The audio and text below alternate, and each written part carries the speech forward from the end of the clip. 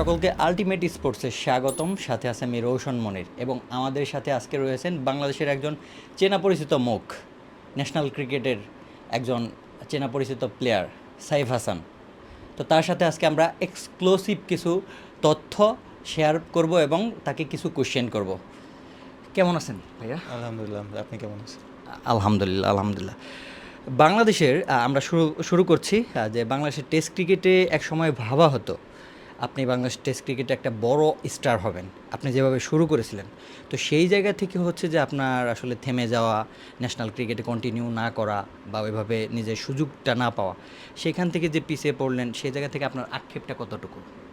আক্ষেপ তো আছেই। আমার মনে হয় শুধু টেস্ট প্লেয়ার হিসেবে আমি কখনো নিজেকে মনে করি নাই। আমি থ্রি ফরম্যাটের জন্যই আমি নিজেকে সবসময় মনে করেছি। হোপফুলি ইনশাল্লাহ সামনে সুযোগ আসবে।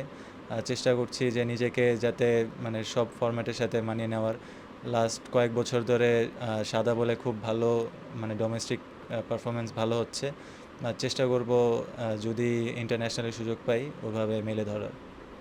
এই যে বর্তমান সময়ে যে ওয়ানডে দলের যে অবস্থা দেখতেই পাচ্ছেন, আজকেও বাংলাদেশের অবস্থা খুবই খারাপ। তো সেই জায়গাটাতে মিডল অর্ডারদের যে পরিসংখ্যানটা দেখলাম কোলাপস করছে, সেই জায়গাটাতে আপনি যদি সুযোগ পান, বাংলাদেশ দলকে মিডল অর্ডার থেকে আপনি কতটুকু দিতে পারবেন আপনার জায়গা থেকে? আমার রোল টপ অর্ডার। তো আমি যেহেতু টপ অর্ডারে খেলি, মানে টপ অর্ডারে আমি স্বাচ্ছন্দ্য বোধ করি। আহ, যদি মিডল অর্ডারের সুযোগ পাই অবশ্যই 100% দেওয়ার চেষ্টা করব। মিডল অর্ডারের খেলাটা গ্রাফটিংয়ের খেলা, যত ক্যারি অন করা যায়। এখন ক্রিকেট অনেক মডার্ন ক্রিকেট চলে আসছে। সো সিচুয়েশন অনুযায়ী খেলা, উইকেটের কন্ডিশন অনুযায়ী খেলা, সো এগুলা অ্যাডাপ্ট করেই খেলা দরকার। এই যে যেটা বললেন যে আপনি টপ অর্ডার ব্যাটার, বিশেষ করে বাংলাদেশে তো টপ অর্ডারের জায়গাটাতে অনেক প্রতিযোগিতা। সেই জায়গাটাতে যদি আপনি ন্যাশনাল টিমে জায়গা পান, আপনাকে যদি বলা হয় যে আপনি মিডল অর্ডারে খেলবেন বা ওই জায়গাটাতে যদি দেওয়া হয়, আপনি টপ অর্ডার ব্যাটার হিসাবে ওই জায়গাটাতে আপনি কতটুকু মানিয়ে নিতে পারবেন নিজেকে আসলে? না, নর্মালি ফার্স্ট ক্লাস যখন খেলি তখন 3-4-এ খেলি, মাঝে মাঝে ওপেন করি। বাট হোয়াইট বল ক্রিকেটে ম্যাক্সিমাম সব জায়গায় টপ অর্ডারে খেলেছি। বাট এমনও হয়েছে আমি যখন ইমার্জিং কাপে খেলেছি তখন 4-5-এও ব্যাটিং করেছি। তো আমার মনে হয় অ্যাডজাস্টমেন্টটা অনেক ইম্পর্টেন্ট একটা প্লেয়ারের জন্য। অ্যাজ এ ব্যাটসম্যান সব সিচুয়েশনে অ্যাডাপ্ট করতে হয়। তো আমার মনে হয় ওটা কোনো বিষয় না। বাট যত তাড়াতাড়ি অ্যাডাপ্ট করতে পারবো ওটা আমার জন্যই ভালো। আরেকটা বিষয় যেটা হচ্ছে যে আমরা আপনার স্ট্যাট ঘাটলাম, গত বিপিএল সহ ঘরোয়া লিগে আপনার পারফরমেন্স দুর্দান্ত, 37+ গড়। তো সেই জায়গা থেকে হচ্ছে এখনও আপনি জাতীয় দলের ডাক পাননি। তো এই জায়গাটাতে আসলে আপনি কি ফিল করেন? না, আসলে ন্যাশনাল টিম নিয়ে মানে সবাই খেলতে চায়, ন্যাশনাল টিম সবাই খেলতে চায়। বাট আমি এটা নিয়ে আপাতত ওয়ারিড না। আমি আমার প্রসেস নিয়ে ওয়ারিড, আমার কাজগুলো আমি ঠিকমতো করছি কি না। বাকিটা আল্লাহর ইচ্ছা। আমি যদি আমার হার্ডওয়ার্ক করে যদি আমি নিজেকে ইমপ্রুভ করতে পারি অবশ্যই আমার সুযোগ আসবে। সাথে অবশ্যই পারফরমেন্সটা অনেক বেশি ইম্পর্ট্যান্ট।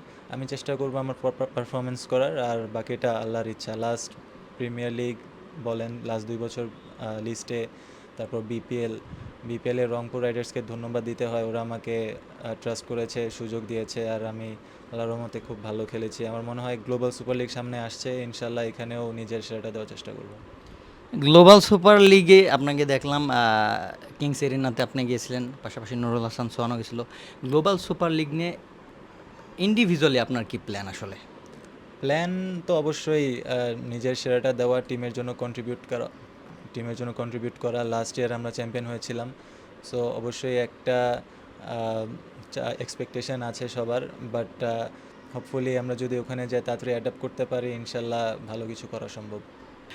বাংলাদেশ ক্রিকেটের বর্তমান সময়ে সাবেক যারা প্লেয়ার রয়েছেন, সাকিব আল হাসান, তামিম ইকবাল, পঞ্চপাণ্ডব যারা রয়েছেন, তাদের মধ্যে কার সাথে বেশি আপনার কমিউনিকেশন আছে?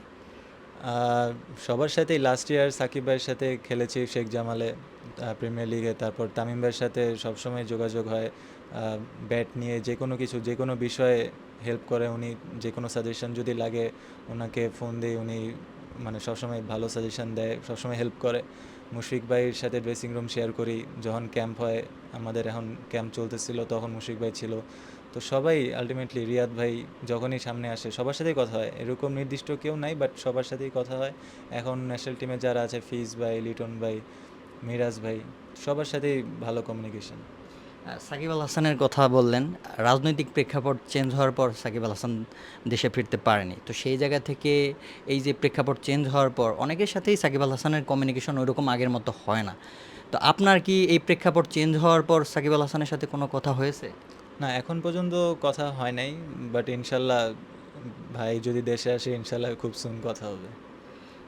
সাকিব আল হাসানের যদি কোনো কিছু আপনি ওন করতে চান বা নিতে চান, আপনি কোন জিনিসটা নেবেন আসলে? লিডারশিপ। লিডারশিপ। লিডারশিপের কোন জিনিসটা স্পেসিফিক আপনার ভালো লাগে? উনি সবার সাথে যেভাবে কথা বলে, সবার সাথে সবাইকে নিয়ে যেভাবে একসাথে থাকে, আমার মনে হয়। আর ইনফিল্ডে আউটফিল্ডে দুইটার যে একটা কম্বিনেশন, এটা খুব ভালো মতো উনি হ্যান্ডেল করে। এই জিনিসটা ওনার থেকে অবশ্যই নিতে চাবো।